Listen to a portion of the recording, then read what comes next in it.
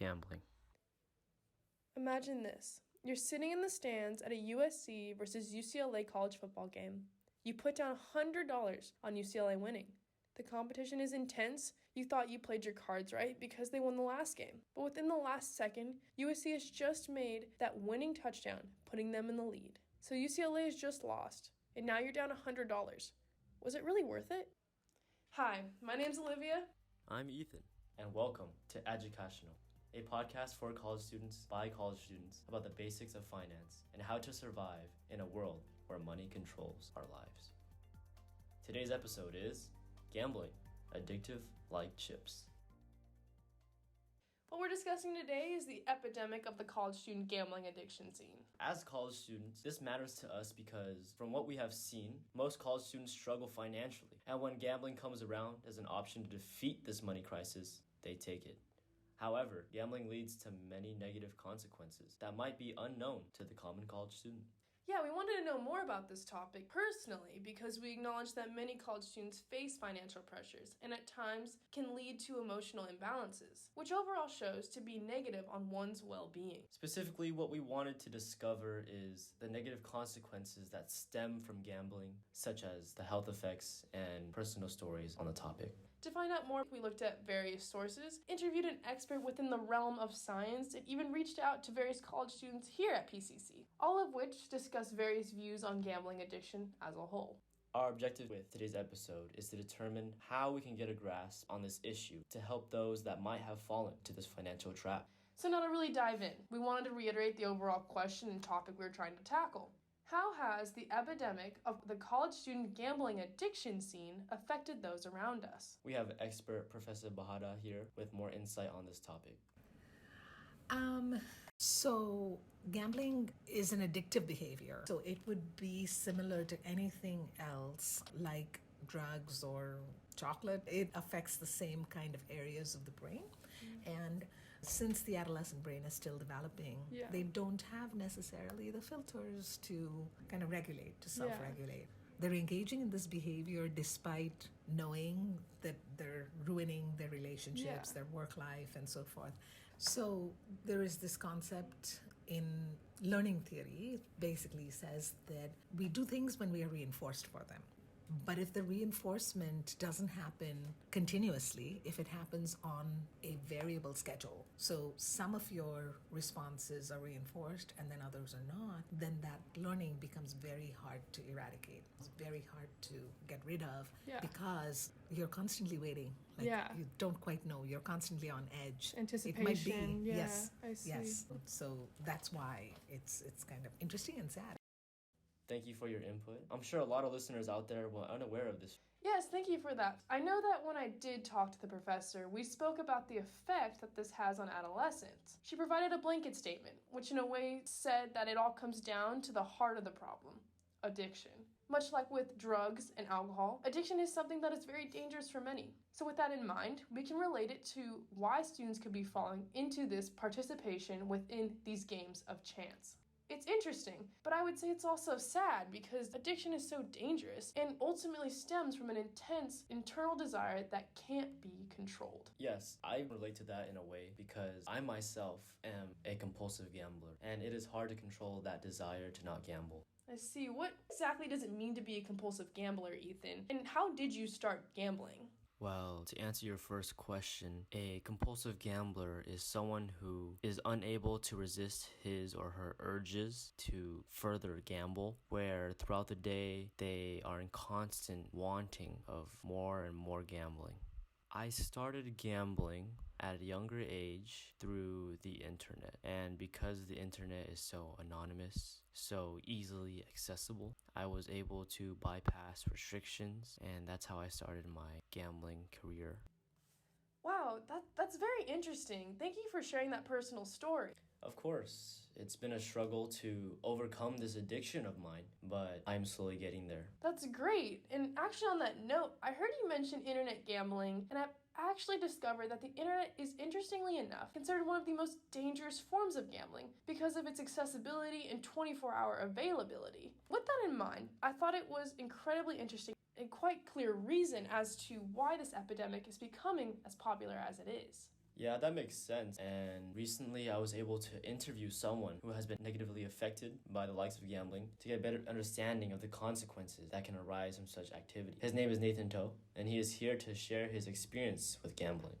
Well, personally, gambling, I witnessed and experienced, and I seen family get torn apart. I seen people lose all their valuable. I seen death threat. Personally, for my own experiences, that my uncle and my cousin, they're both gamblers, and my dad is a great uncle, so he always take care of his nephew when they get into the gambling habit and they lose their money, and then they have to ask my dad for money. My dad went and asked people to borrow money to pay their debt.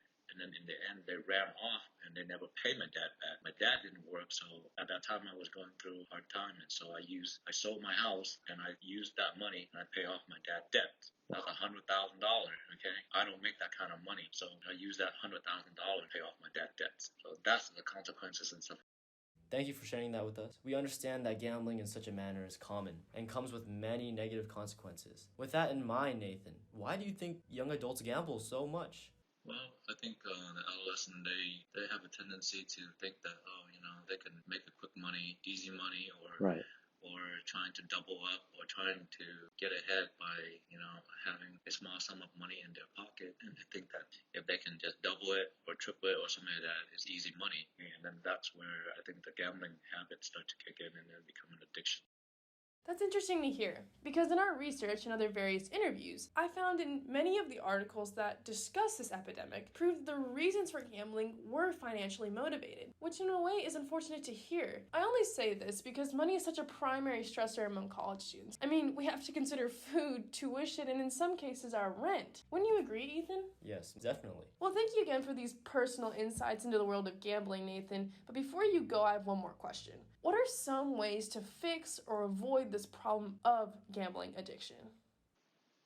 And get help, If you know you have a gambling habit or if you have some sort of issue with gambling and stuff like that, first of all, talk to somebody.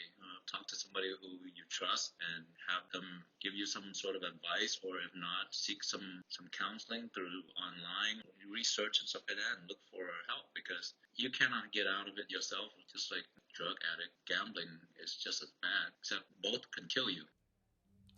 Yes, getting help is the number one way to counteract gambling addiction. In addition to that, though, another great way to overcome a gambling addiction is to find alternatives to gambling. For example, finding a new hobby, meditating, traveling, and so forth. Right. Finding help and discovering ways to counteract gambling is important to overcoming such addiction. Gambling has a devastating amount of consequences, and I personally will put these methods into effect in an attempt to overcome mine. Thank you, Nathan and Olivia, for offering this advice. Of course, gambling addictions are not to be made fun of and should be taken very seriously. These methods only will help prevent the formings of further gambling addictions. Gambling today has become so accessible, and we have Max here, a PCC college student, to speak more about the forms of gambling and how it has affected him. Sports gambling, like Vegas gambling, video games taking advantage of young kids and they don't even know they're gambling when they are. I wasted a good amount of time and money on it. Yeah, it really I just built bad habits. Yeah, it's just not a good pastime. Thank you, Max. I think you gave all of us listeners here today some valuable educational insight on this topic. Yeah, no, I agree. And with all this in mind, we would like to close off this podcast by recapping everything discussed, by going in order from the problem to the cause, and then lastly, the solution. Mentioned by Professor Bahada, the problem at hand here is that a large percentage of adolescents participate in gambling and have developed consequential addictions because of it. Right, and the reason that this happens is because of the reward system, where your brain becomes conditioned to want more and more. Also because the casinos and the gambling companies don't help. They create many enticing ways to get that big win. And as Nathan mentioned, the solution to overcoming this problem is by getting help. Another way, like you mentioned earlier, Olivia, is to find alternatives to gambling or other useful outlets to express oneself. Overall, the epidemic of student gambling addiction is at an all-time high. Many students fall further into a financial crisis when indulging themselves in the activity of gambling. Hopefully, all of you listeners will take everything said today seriously and either avoid gambling or, if already an addicted gambler, then take the advice on how to overcome it. Yes, we would like to thank you all for joining us today on our episode, Gambling Addictive Like Chips. This was the Educashional podcast by college students for college students. I'm Olivia. And I'm Ethan, and we hope you join us again for the next podcast.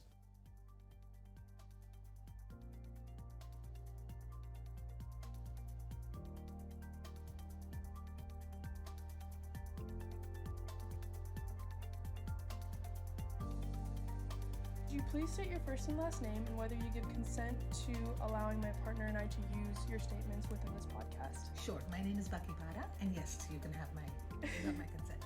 My name is Nathan Tao, and I give you consent to use my voice for the interview. Max Arona, and yes, I give consent.